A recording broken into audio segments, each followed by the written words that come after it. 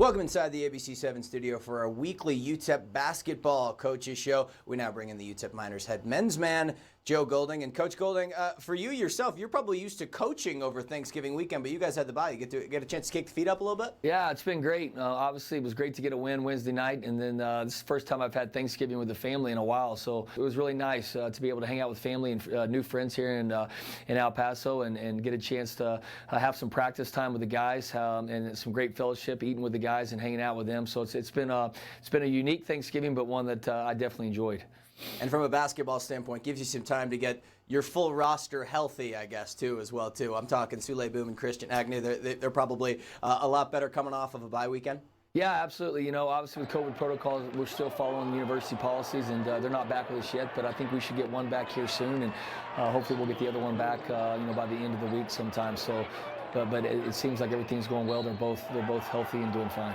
And you talked about the end of the week, your next game, Friday night, hosting New Mexico State, expecting both those guys to be back in the lineup for that one? I hope. I don't know. You never know with COVID, but obviously, it would definitely, their 10 days would be up by then. And so hopefully if everything goes as planned, we would have them both back in the lineup.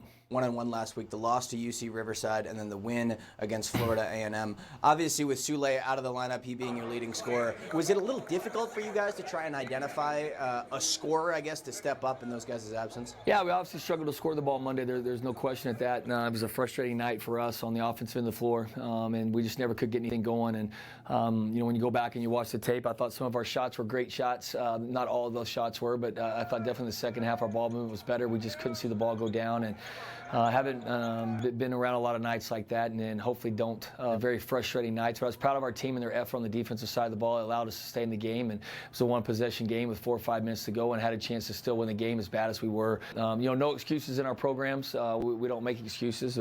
Obviously, those two guys were out, and it was an opportunity for guys to step up, and we just didn't get it done on Monday night. But those are the kind of defensive efforts I'm sure you want to see moving forward. Yeah, obviously, we're getting better defensively. We're way ahead defensively than we are offensively. That is planned. We've spent a lot more time defensively than we have on the offensive side of the ball, getting some stuff in and getting our guys to play to a standard on that side of the ball. We're not all the way there by any question. I think there's still a ton of room for improvement, but we're playing hard. We're getting more consistent with our rotations. I thought this week we guarded well through both those games, so I was proud of the effort of our guys on that.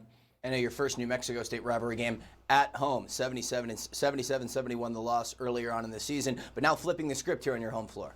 Yeah, number one, man, they had a great home environment, man. They had a great crowd. It was the first time in a couple years that obviously our players had been in that type of environment, or myself, We've been playing in empty gyms, so it was great to have that environment, and I feel very confident that we'll return the favor of the Dawn. I know we have a big campaign scheduled to stripe the Dawn, and so we really want to encourage season ticket holders and other guys to come. It's going to be a great college basketball game. New Mexico State's off to a great start.